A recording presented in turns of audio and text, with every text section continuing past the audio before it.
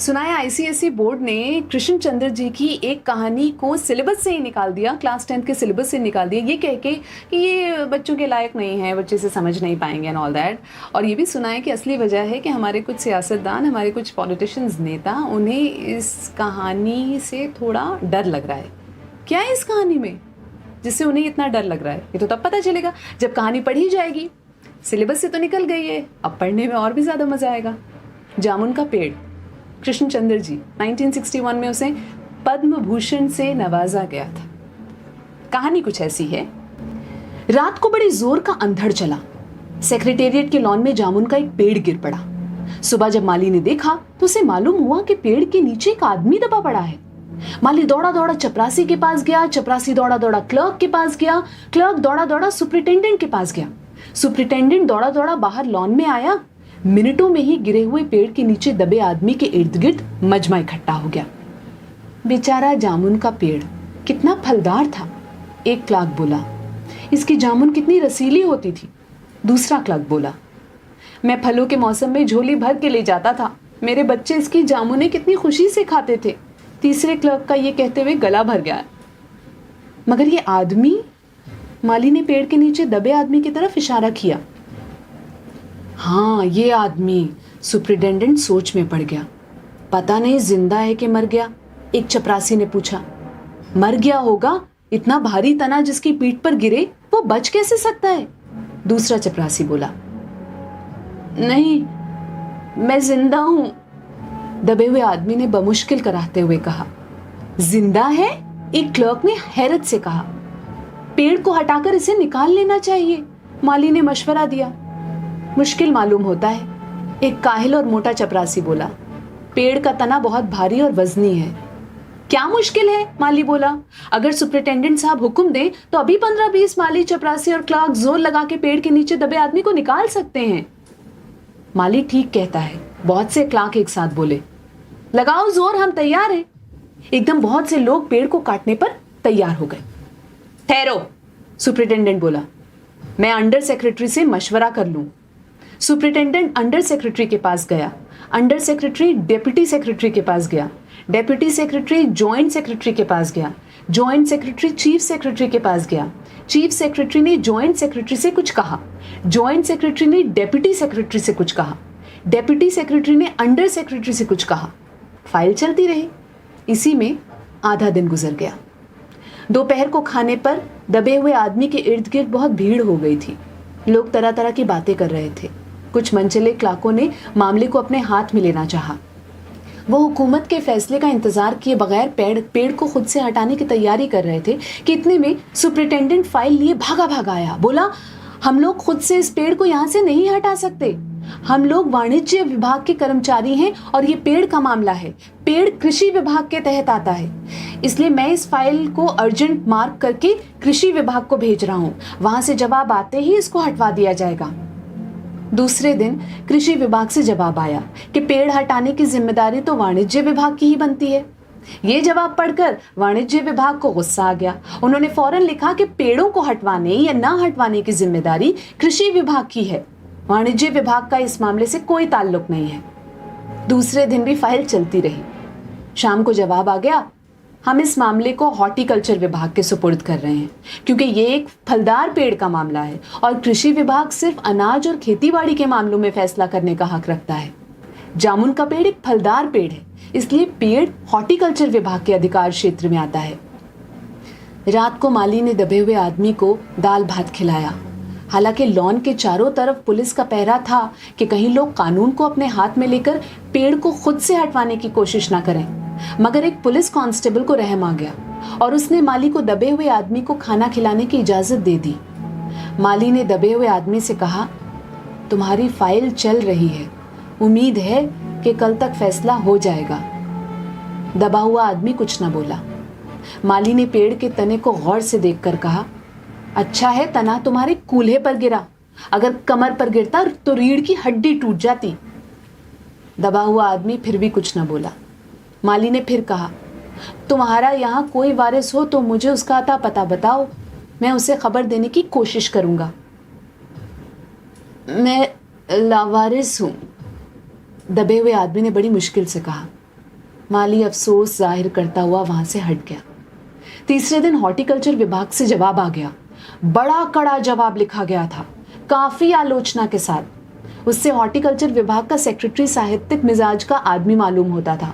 उसने लिखा था, हैरत है इस समय जब पेड़ उगाओ स्कीम बड़े पैमाने पर चल रही है, हमारे मुल्क में ऐसे सरकारी अफसर मौजूद हैं जो पेड़ काटने की सलाह दे रहे हैं, वो भी एक फलदार पेड़ को, और वो भी जामुन के पेड़ को, जिसका फल जनता बड़े चाव से खाती है। हमारा विभाग किसी भी हालत में इस फलदार पेड़ को काटने की इजाजत नहीं दे सकता। अब क्या किया जाए? एक मंचले ने कहा, अगर पेड़ नहीं काटा जा सकता तो इस आदमी को काट कर निकाल लिया जाए। ये देखिए, उस आदमी ने इशारा से बताया। अगर इस आदमी को बीच में से यानी धड़ की जगह से काटा जाए तो आधा आदमी इधर से निकल आएगा और आधा आदमी उधर से बाहर आ जाएगा, और पेड़ भी वहीं का वहीं रहेगा। मगर इस तरह से तो मैं मर जाऊंगा, दबे हुए आदमी ने एतराज किया। ये भी ठीक कहता है, एक क्लर्क बोला। आदमी को काटने का नायाब तरीका पेश करने वालों ने एक पुख्ता दलील पेश की। आप जानते नहीं, आजकल प्लास्टिक सर्जरी के जरिए धड़ की जगह से इस आदमी को फिर से जोड़ा जा सकता है। अब फाइल को मेडिकल डिपार्टमेंट में भेज दिया गया। मेडिकल डिपार्टमेंट ने फौरन इस पर एक्शन लिया और जिस दिन फाइल मिली उसने उसी दिन विभाग के उस सबसे काबिल प्लास्टिक सर्जन को जांच के लिए मौके पर भेज दिया। सर्जन ने दबे हुए आदमी को अच्छी तरह टटोलकर उसकी सेहत देखकर खून का दबाव, सांस की गति, दिल और फेफड़ों की जांच करके रिपोर्ट भेज दी कि इस आदमी का प्लास्टिक ऑपरेशन तो हो सकता है और ऑपरेशन कामयाब भी हो जाएगा, मगर आदमी मर जाएगा। लिहाजा ये सुझाव भी रद्द कर दिया गया। रात को माली ने दबे हुए आदमी के मुंह में खिचड़ी डालते हुए उससे बताया, अब मामला ऊपर चला गया है। सुना है कि सेक्रेटेरिएट के सारे सेक्रेटरियों की मीटिंग होगी, उसमें तुम्हारा केस रखा जाएगा। उम्मीद है सब काम ठीक हो जाएगा। दबा हुआ आदमी एक आह भरकर आहिस्ता से बोला, हमने माना कि तगाफुल न करोगे, लेकिन खाक हो जाएंगे हम तुमको खबर होने तक। माली ने अचंभे से मुंह में उंगली दबाई, हैरत से बोला, क्या तुम शायर हो? दबे हुए आदमी ने आहिस्ता से सर हिला दिया। दूसरे दिन माली ने चपरासी को बताया, चपरासी ने क्लर्क को और क्लर्क ने हेड क्लर्क को। थोड़ी देर में सेक्रेटेरिएट में यह बात फैल गई कि दबा हुआ आदमी शायर है। बस फिर क्या था, लोग बड़ी संख्या में शायर को देखने के लिए आने लगे। इसकी खबर शहर में फैल गई और शाम तक मोहल्ले मोहल्ले से शायर जमा होने शुरू हो गए। सेक्रेटेरिएट का लॉन भांति भांति के शायरों से भर गया। सेक्रेटेरिएट के कई क्लर्क और अंडर सेक्रेटरी तक, जिन्हें अदब और शायर से लगाव था, रुक गए। कुछ शायर दबे हुए आदमी को अपनी गज़लें सुनाने लगे। कई क्लर्क अपनी गज़लों पर उनसे सलाह मशवरा मांगने लगे।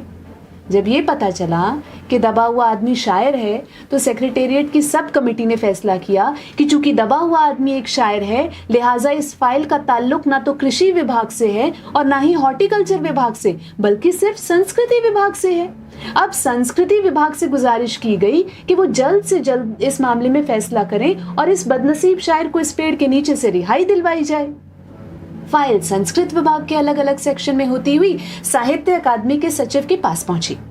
बेचारा सचिव उसी वक्त अपनी गाड़ी में सवार होकर सेक्रेटेरिएट पहुंचा और दबे हुए आदमी से इंटरव्यू लेने लगा। तुम शायर हो? उसने पूछा। जी हाँ, दबे हुए आदमी ने जवाब दिया। क्या तखल्लुस रखते हो? अवस। अवस?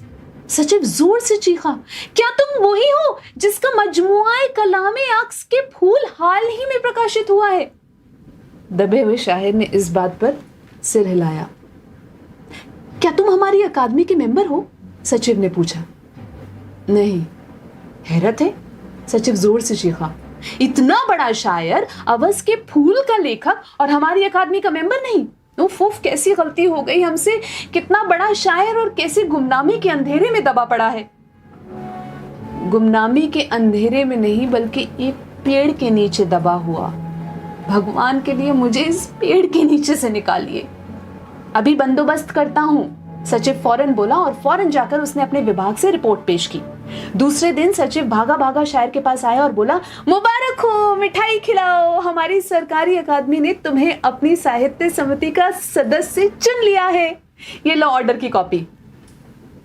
अरे मुझे मगर इस पेड़ के नीचे से तो निकालो, दबे हुए आदमी ने कर्राह कर कहा। उसकी सांस बड़ी मुश्किल से चल रही थी और उसकी आंखों से मालूम होता था कि वो बहुत कष्ट में है। ये हम नहीं कर सकते, सचिव ने कहा। जो हम कर सकते थे वो हमने कर दिया। बल्कि हम तो यहाँ तक कर सकते हैं कि अगर तुम मर जाओ तो तुम्हारी बीवी को पेंशन दिला सकते हैं। अगर तुम आवेदन दो तो हम ये भी कर सकते हैं। मैं अभी जिंदा हूं, शायर रुक रुक कर बोला। मुझे जिंदा रखो। मुसीबत ये है कि सरकारी अकादमी का सचिव हाथ मलते हुए बोला, हमारा विभाग सिर्फ संस्कृति से ताल्लुक रखता है। आपके लिए हमने वन विभाग को लिख दिया है, अर्जेंट लिखा है। शाम को माली ने आकर दबे हुए आदमी को बताया कि कल वन विभाग के आदमी आकर इस पेड़ को काट देंगे और तुम्हारी जान बच जाएगी। माली बहुत खुश हुआ। हालांकि दबे हुए आदमी की सेहत जवाब दे रही थी, मगर वो किसी न किसी तरह अपनी जिंदगी के लिए लड़े जा रहा था। कल तक सुबह तक किसी न किसी तरह उसे जिंदा रहना है।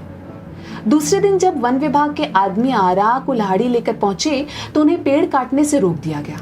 मालूम हुआ कि विदेश मंत्रालय से हुक्म आया है कि इस पेड़ को न काटा जाए। वजह यह थी कि इस पेड़ को 10 साल पहले पिटोनिया के प्रधानमंत्री ने सेक्रेटेरिएट के लॉन में लगाया था। अब ये पेड़ अगर काटा गया तो इस बात का पूरा अंदेशा था कि पिटोनिया सरकार से हमारे संबंध हमेशा के लिए बिगड़ जाएंगे। मगर एक आदमी की जान का सवाल है, एक क्लर्क गुस्से से चिल्लाया। दूसरी तरफ दो हुकूमतों के ताल्लुकात का सवाल है। दूसरे क्लर्क ने पहले क्लर्क को समझाया, और ये भी तो समझ लो कि पिटोनिया सरकार हमारी सरकार को कितनी मदद देती है। क्या हम इनकी दोस्ती की खातिर एक आदमी की जिंदगी को भी कुर्बान नहीं कर सकते? शायर को मर जाना चाहिए? बिल्कुल। अंडर सेक्रेटरी ने सुपरिटेंडेंट को बताया। आज सुबह प्रधानमंत्री दौरे से वापस आ गए हैं। आज 4 बजे विदेश मंत्रालय इस पेड़ की फाइल उनके सामने पेश करेगा। वो जो फैसला देंगे वही सबको मंजूर होगा। शाम 4 बजे खुद सुपरिटेंडेंट शायर की फाइल लेकर उसके पास आया। सुनते हो? आती है खुशी से फाइल लहराते हुए चिल्लाया। प्रधानमंत्री ने पेड़ को काटने का हुक्म दे दिया है और इस मामले की सारी अंतर्राष्ट्रीय जिम्मेदारी अपने सर ले ली है। कल ये पेड़ काट दिया जाएगा और तुम इस मुसीबत से छुटकारा पालोगे। सुनते हो? आज तुम्हारी फाइल मुकम्मल हो गई। सुपरिटेंडेंट ने शायर के बाजू को हिलाकर कहा। मगर शायर का हाथ सर्द था, ठंडा पड़ चुका था। आंखों की पुतलियां बेजान थी और चींटियों की एक लंबी कतार उसके मुंह में जा रही थी।